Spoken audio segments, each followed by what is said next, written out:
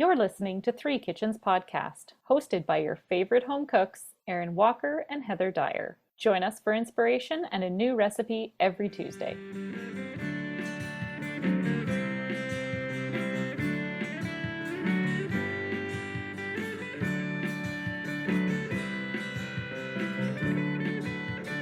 Well, here we are back again with another episode. We are, and we have our very first repeat guest. That's right.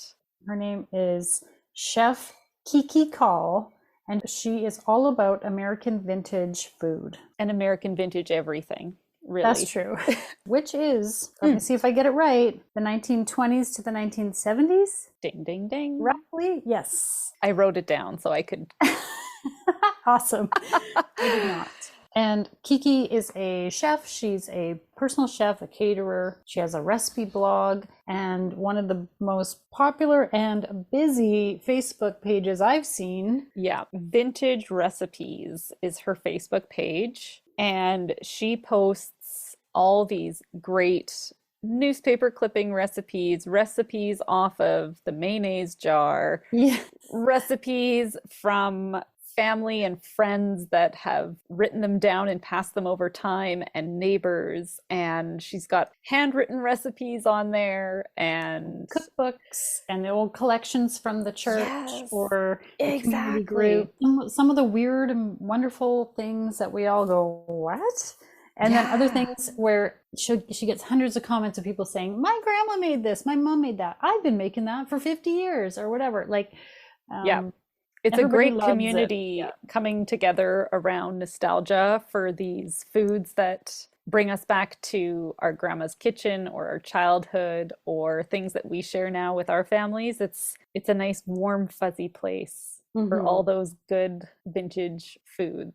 And it's fun because sometimes you don't know what an ingredient is. Like maybe it's from a bygone time, or it's a brand you've never heard of before, because brands used to put out recipes. Yes. And you'd be like, what's this thing? And then people will comment. And if Kiki doesn't know, which, I mean, let's face it, she pretty much always knows, but if she doesn't know, somebody else will comment and say, oh, it's this, you can substitute it with this thing you can get, or just update it by changing it to that. And everybody's so helpful. And sometimes people will even contact her and say, hey, there's this thing that someone used to make, and I think it had this and that in it, and I can't find it. Can you help me find a recipe? And she will help put together and find these different recipes so that people can recreate some of their food memories, even if they don't have the recipe themselves. So that's really cool. Yeah, they don't even know what it's called. And somehow she just knows. She knows all the recipes. Yeah. And she's got a great philosophy of bringing together family and friends and neighbors and communities to eat together. And she is a big proponent of Sunday dinners and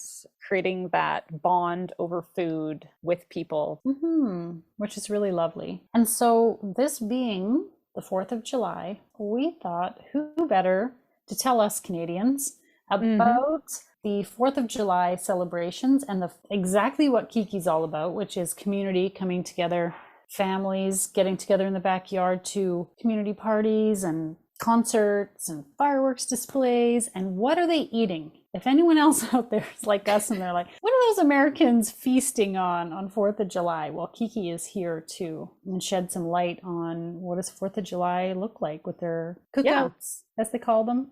Yeah. And you don't have to celebrate the 4th of July to enjoy the recipes that Kiki shares with us. They are great picnic, barbecue, summertime, outdoor, potluck, gathering foods. Does that hit all the categories? I think Is you there got anything more? I mean, it doesn't even have to be. You can make them year round. Yeah. I made Kiki's grandmother-in-law's potato salad. Yes. And Erin, you made an interesting one that we were a little hesitant about, but that we ended up really liking. Yeah, we made a picnic burger, and it was, I think you just have to listen to what it is. I don't want to say too much. I was waiting to hear how you were going to describe it, but I think you're right. Just listen. I was afraid of saying the wrong thing that might make someone go, oh. No. Because it's Even a little bit different yeah. than your typical burger, but it totally delivers the It won us burger. over. Yeah, And it's so smart it is. for travel, like taking it places. Even if you've got things to do and places to be, this is something you can whip up and have in your fridge so that if your kids are coming home and you're not home and they need a snack, they need dinner, Oh, great idea. no fuss, no muss, pop it on a bun and you've got a good, Picnic burger. you got a 1970s picnic burger. It'll Is take that you when right that back one in was, time. 70? That's what the title was. Yeah. Oh, awesome. That's great. So it's an even older recipe than Aaron. Okay, so everyone, please enjoy our conversation with Kiki. She's just a really lovely person, and go check out her Facebook group and her blog, Yeah. which is AmericanVintageChefServices.com. She's in Delaware, cooking for folks in her area if you want to look her up if you're in that neck of the woods. Yep. And please support everything she's doing because we love Kiki. Thanks for joining us again, Kiki. We had a great time. Hello, Kiki, and welcome to Three Kitchens Podcast. We are delighted to have you back. Well, I'm so happy to be here and thank you for inviting me back. I think you might be our first repeat guest. Oh, that's exciting. Thank you so much. We had so much fun the last time we talked about vintage American food that Erin had this idea. She's like, oh, there's an episode coming up on the 4th of July. We need Kiki. Yeah. There you go. We do. Yeah. What better time, right, than our Independence Day? Yeah, I think it's a great time to bring up and talk about vintage American recipes because there's so much food associated with 4th of July celebrations and just any sort of summertime celebration. I don't know. I think that's a really classic American sort of cooking style. It is. It really is. I think the 4th of July is a special holiday in America because the 4th of July is all about our freedom. And we love to come together and celebrate that. And I think it really is a holiday where we're united. Doesn't matter where you come from, what part of the country you're in. If you're in America, we're celebrating America's freedom, and it's great. And we love to do it with food. Americans love to celebrate everything with food. Yes. So. I think that is probably true for most cultures, right? When you have something to celebrate and you bring people together, you almost always have some kind of food, even if it's not a tradition of a certain type of food. But I feel like there might be a few traditional 4th of July foods or types of foods. And we're hoping that you can educate us a little bit about what are some of those traditional foods you typically like to serve. Absolutely. It's also funny that the 4th of July is a holiday in America that hasn't changed a whole lot in the over 200 years that our nation has been around. We have been celebrating almost the same way all those centuries. So we love to be outside on the 4th of July because, again, it's summer. So I think that most people will be outside picnicking or barbecuing during the 4th of July. So hamburgers and hot dogs, absolutely, are going to be across the country. You might have some other things on the barbecue, chicken or steak, but you're definitely going to see hamburgers and hot dogs. I think that's an absolute must. Yeah. I think the cold salads that go with that also are going to be across the country. Potato salad, macaroni salad, mac and cheese, those types of dishes. Just really the comfort foods that America's rooted in, that we've been creating and eating and celebrating with. I think you're going to see a lot of ice cream and pies and cake. So yeah, I think those are some of the primary traditional foods you're going to see no matter what part of the country you live in. Depending on what part of the country you live in, you might see some variations. In the South, you're probably going to see banana puddings. Up in New England, it's a tradition to eat salmon on the 4th of July. I guess because they're on the coast and they get a lot of fish and seafood. Right. In the Midwest, you're going to see a lot of pies. And in the West, I think you're going to see the incorporation more of the other cultures there. Like in California, you're going to see a lot of Mexican food. that might go along with the hamburgers, the hot dogs, and the other things. But overall, I think you're going to see people eating a lot of the same things and enjoying it very much. You know, I just read a stat recently that said the United States produces and consumes the most ice cream of any place in the world. I believe that. I absolutely And I believe bet the numbers get boosted in July. Absolutely. On July 4th, we're definitely going to be a lot of ice cream eating. And then, of course, fireworks are going to be going. We absolutely have fireworks all across the country. Mhm. I'm in Delaware, which happens to be the first state of this nation. So I'm really at the beginning of it. I'm right outside of Philadelphia, Pennsylvania, which is where it all began. So there's going to be some big celebrations in my part of the country. It's where the Declaration of Independence was signed, it's where this nation was founded. And so we love to celebrate the 4th of July. What are your perspectives of what happens in America on the 4th of July as a Canadian? Oh, well, I think it's much of what you just said. I picture those outdoor gatherings, Mhm. barbecues and picnics. Except I somehow I feel like it's massive, like on a large scale. Yeah. It's like the whole neighborhood is getting together, not just your family having a Yeah. barbecue and It's turned from like a backyard barbecue to a block party. Like it's That not yeah. just That's absolutely correct. And that's what I meant by I think it's one of our unique holidays because Mhm. even though other holidays are celebrated by the whole nation, 4th of July is special because, again, it's all about being American. And we have so many different ways of being American. But when we come together on the 4th of July, it's like we're just one big family. And you're right, there'll be a lot of block parties. You're probably right in imagining that it is one great big party in the United States on the 4th of July. And we'll have a lot of military parades. Mm. So that'll be going on throughout the country too. So just really a lot of patriotism going on. And it's nice because as we all know, we've had some division in America lately. So Mhm. so the 4th of July is very nice because it's nostalgic and it's a time that we set that aside and everyone just celebrates the freedom to be here, to be an American, to be free. Yes, Yeah. we love it. So you specialize in vintage American food and I do. I know you love all the vintage things, I which do. we think is so awesome.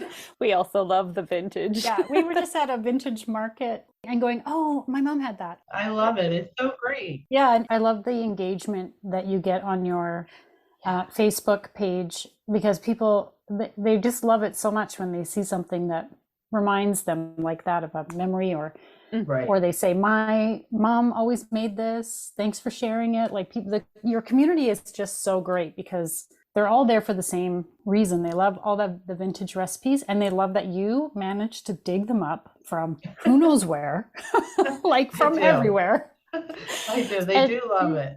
yeah. And it's I love it too. I love that connection. I get so many messages just every day. I tell people I'm sorry I can't answer them all. I do run the page by myself, but I literally get hundreds a day. And I kind of Wow. scan through them to try to see if I can, if I quickly know I have a recipe, then I'll send it to them. I get a lot of messages, believe it or not, too, from people saying, my mother used to make this or my grandmother used to make this, but they have Alzheimer's or they're having memory issues and they can't remember anymore what the recipe was and they never wrote it down. And Mhm. and then I'll say, well, describe it to me. So they'll describe it to me, and I'll try to dig it up and send it to them. And most of the time, I do get the correct recipe. My own mother had Alzheimer's, so I guess maybe I'm partial to trying to help people find that once somebody loses the memory of it. So Mm. Hmm. it's the things attached to the recipe that make me want to go and find it for people and help them reconnect with their own family members or their own family. So it's really a lot of fun for me also. Hmm. Yeah. Well, That of is so course, special. you wouldn't do it otherwise, right? If it weren't Right, rewarding for you. right. It's definitely my passion. Hmm. So, what time period are we talking about when we talk about American vintage food? I am talking about personally recipes from the 1920s through the 1970s. Now, occasionally we do go further back than that, but generally vintage is between the 20s and the 70s. And that was also a time in America that really captured the homemaker and the family unit. And food was a big part of that, of course. It was the beginning of, after World War II, we really were introduced to prepackaged foods like cake mixes and things like that. It was a time when companies really started to brand. So we got all that wonderful vintage art for marketing. And that really brings back a lot of nostalgia to people, just even when they see the art or the packaging on products. That is a connection. It didn't matter whether you lived on the East Coast or the West Coast. You knew what an Oreo cookie was. And it was very colorful. And I think after World War II, by then we'd been through a Great Depression, we'd been through a war. So focusing on things that were less worrisome, I would say, like, food, homemaking, family, it became a center point for Americans. So I think that's why people are so drawn to it, or drawn to even my site where we talk about the foods or the art or the marketing that went on. Because it's a connection, it's a common connection. So we're all experiencing that same bit of nostalgia at the same time, and that's something pretty unique. Yeah, and I think, as you said, there was that focus on homemaking and on the homemaker, typically the woman in the house, being the purchaser and making decisions about things like what foods are we bringing into the house. And so the advertising was geared often towards the woman of the house, which is how those old ads was this beautiful, well-dressed lady in her kitchen, mixing up a cake or whatever. That's the kind of thing you think of, because there was that shift in purchasing power and advertising to those purchasers. You're right, absolutely. And also accommodating so many of the women that moved out of the house to work during the war. They needed these new products so that they could still maintain what they were doing at home while also supporting and working for the family at the same time. So like food and food products really changed then too. Absolutely. That was the beginning of convenience foods. It's funny because they would, really use that to say, like with a cake mix, look how easy it is to make a cake now. You don't have to start from scratch. And now we often say, oh, well, we want to make it from scratch. But you're right. Then women were looking for a way to be in the kitchen a little less because they had experienced other parts of life and wanted to continue to do that. With it came so many recipes because brands that were producing these convenience foods started to attach recipes to them so that people would understand how to use them. And then also to make it easier for housewives to make things. So even with appliances, it came usually with a little recipe booklet. Right. So there's, GE recipe booklet. So all those little booklets, which I have many, many of, are great because they're just filled with all kinds of recipes. Yeah, that's fantastic. It's really interesting to me as we talk about how cooking changed so much in the time period, this vintage time period between the 20s and the 70s. But that tradition of 4th of July and barbecuing has kind of stayed the same. Right. But then they would use the new types of food like the Jell-O. Yeah. Is introduced into the salads and all that kind of stuff, right? Exactly. Yes. And again, it's just wonderful because I still go back to saying that, food is the most primal connection that people have. So no matter what's happening and what kind of celebration it is, a new life or a death even, or like this, a celebration of a nation, somehow food is incorporated into it. Because when we break bread together, that's a connection to me. So every time I talk to people about food, I'm saying it's so much more than just a mechanical situation where you're nourishing yourself. That's why it's so important, I think, to make sure we sit down together still as a family or as a community and eat together, because it's so much more than a meal. It's a chance to socialize, a chance to exchange information with one another. It's a chance to emotionally connect with others. And I personally feel that we're losing a little bit of that emotional connection because we don't sit down together anymore and eat together. With the busy schedules today, it's hard. It's hard for people to shop and cook and come home, and kids have one schedule, parents have another schedule. If you can come together at least once a week, I'm really pushing to bring back the Sunday dinner. So 4th of July is a reminder for us of what maybe we don't experience during the year. So I think that's also why it's such a special holiday. I love that. Yeah. Yeah, I love that idea of keeping Sunday dinner. We've grown away from that, and we really need to come back to it, in my opinion. We need to take care of each other. It's really all we have. If we could just expand on this 4th of July, those emotions. Yeah, the spirit of it, right? That would be wonderful. So I hope it's all a peaceful time and people get to remember what it's like to know your neighbor. Okay, so do we want to do a fake break, Erin? Sure. And then talk about recipes? Yeah. Okay. Join us after this quick break. We're going to talk recipes for July 4th. Hey, Erin, do we ever tell people that we have a website?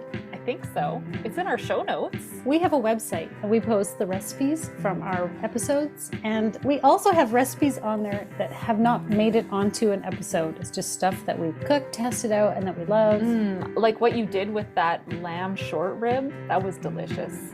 That's right. I make donuts with pancake mix. I have that kid who doesn't like to eat pancakes, but he'll eat one in a donut pan. Yeah, so if you're looking for a way to do something a little bit different, we've got multiple options for you to explore. And of course, all of our episodes, including the Speakeasy bonus episodes and the drink recipes, that's all on there. So visit us over at threekitchenspodcast.com.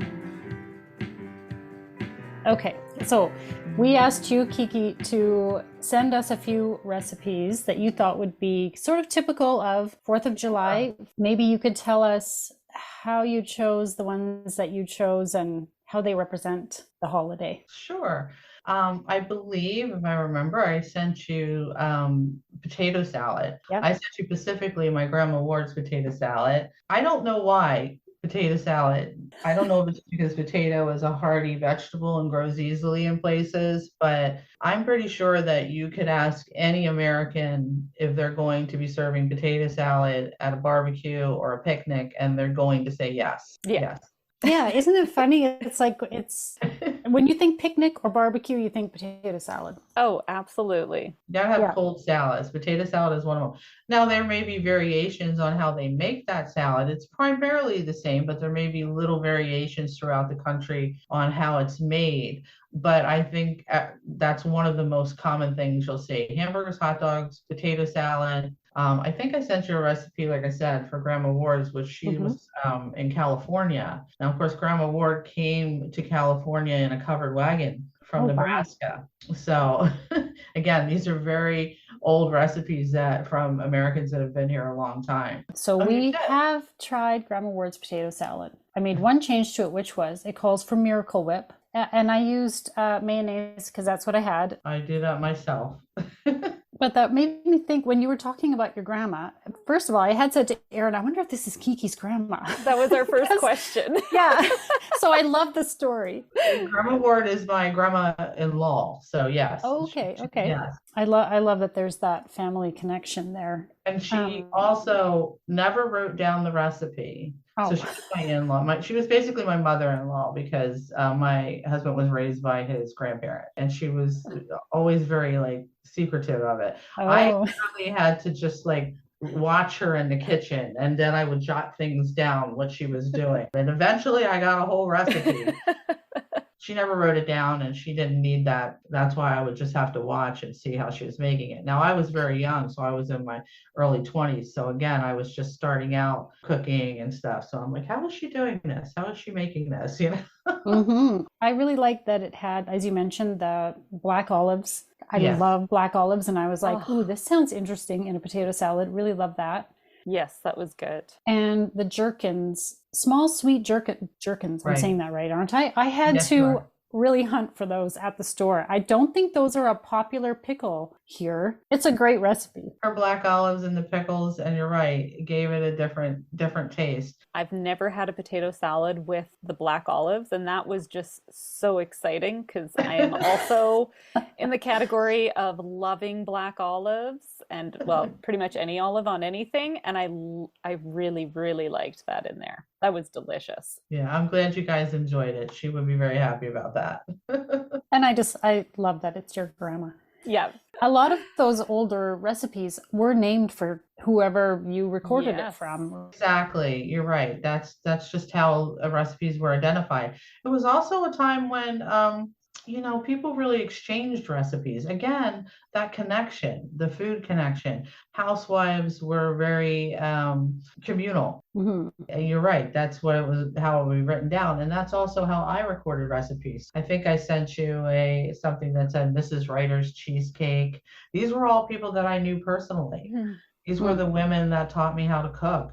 Like I often say, my biggest influences were the women in the kitchens of my youth. My mother, my sisters, my aunts, neighbors, lunch ladies, that did all the cooking, church ladies. Yes. Women that fed not only their families, but their communities. My own mother, having not been an American, having come here from Britain after World War II, she depended on her relationship with the other housewives in the community. So I can remember my memories of being maybe at a neighbor's house and playing maybe with the children there.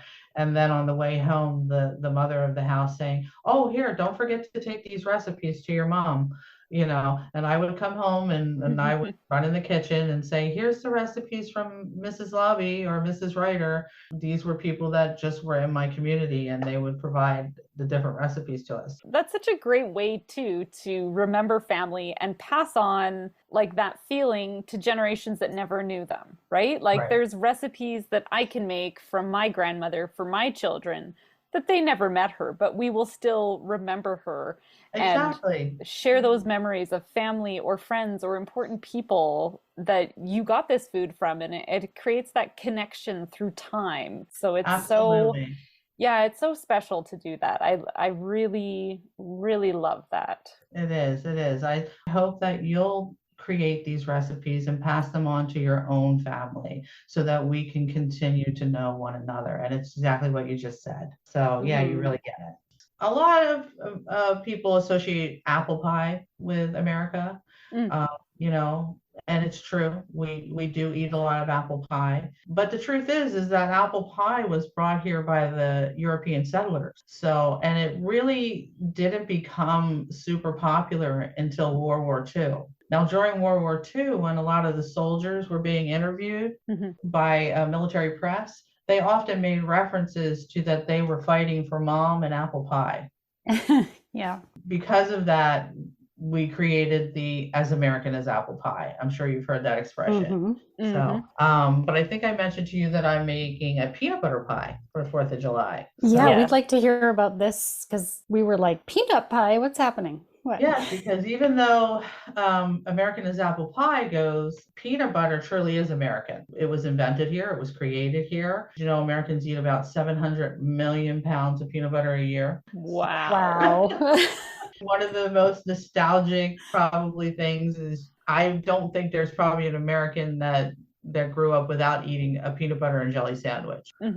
It's a comfort food. It goes a long way. So it keeps. That's right. Yeah. As far as I'm concerned, it's a staple. I know. Do Canadians eat a lot of peanut butter? I don't know. I think so. I mean, I don't know anybody who doesn't eat it. I know in our houses for sure we do. Yeah. Yes, I was raised by a British mother who did not know what peanut butter was. Now, today, peanut butter is probably common in England, but it wasn't when she was coming up. So the pie that I mentioned is a pie that it's my version of a pie that a diner here in Delaware used to make back in the 1970s. Okay. So it was a fond memory for me because we would go to the diner and have a burger and fries, and then we would have peanut butter pie at the end of the meal. And that diner no longer exists. So I created my version of that peanut butter pie, and it's actually a cream pie. So it's real nice and fluffy. Mm. I make a crust using Nutter Butter peanut butter cookies.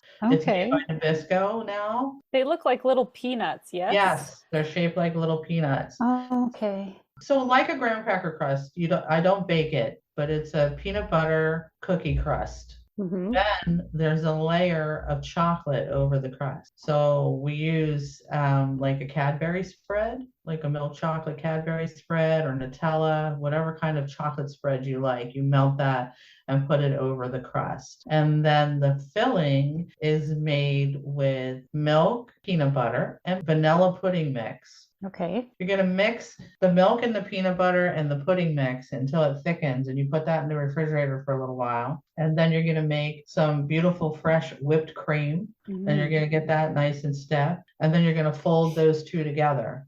Okay. And then you're going to Wow. fill your pie crust with that. So it's very tasty. If you like peanut butter, it's yummy and it's smooth and it's creamy and it's cool. So it's a completely no bake pie. So that's why it's perfect for the 4th of July. This is like a really decadent looking pie. It is. That's why it's great for like a special celebration. Like I was struck by how it's so you because it's so vintage in that it's using the pudding mix. It's Yeah. like taking that whole philosophy of some items from the store to make your recipe easier.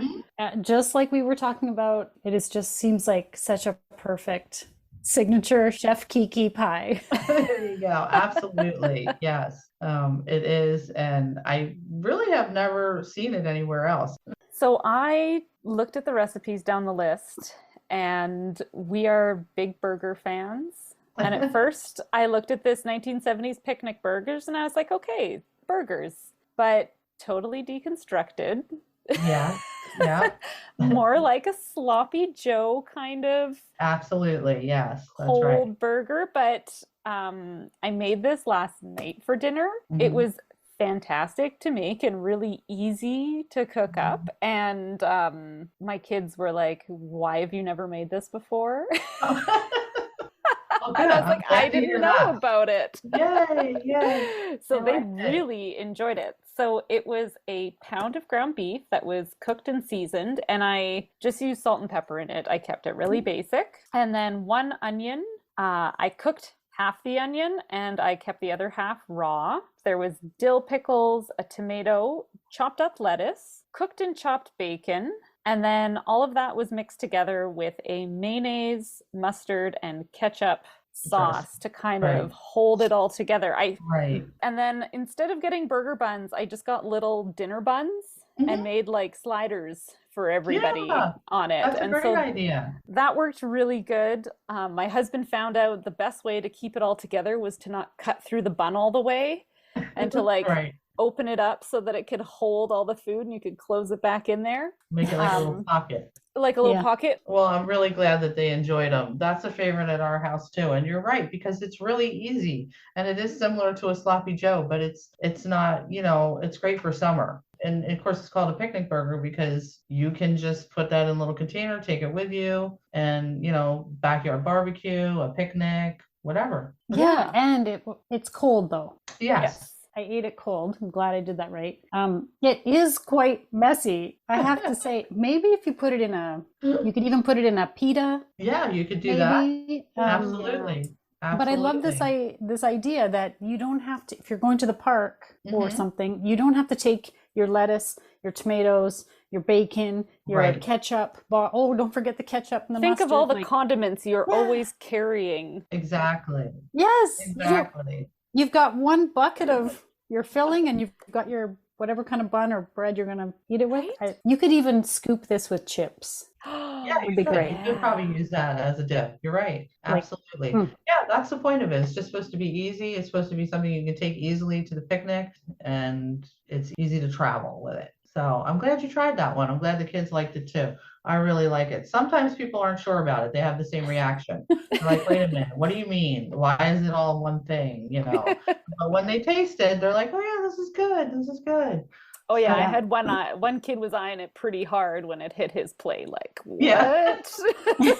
like what are you trying to pull here? This You isn't a know. burger. What are you talking about? It also shows you something that Erin and I have talked about before is that sometimes you read a recipe Mhm. and you think, I don't get it. I don't know how this works. It's Right. difficult for a recipe to be written in a way that you actually can visualize it. You can imagine Mhm. what it's going to taste like. Mhm. You know, when it's something a little bit different than what you're used to, you have a preconceived idea what a burger is. That was my reaction. I was like, Erin, I don't know about this one. I don't get it.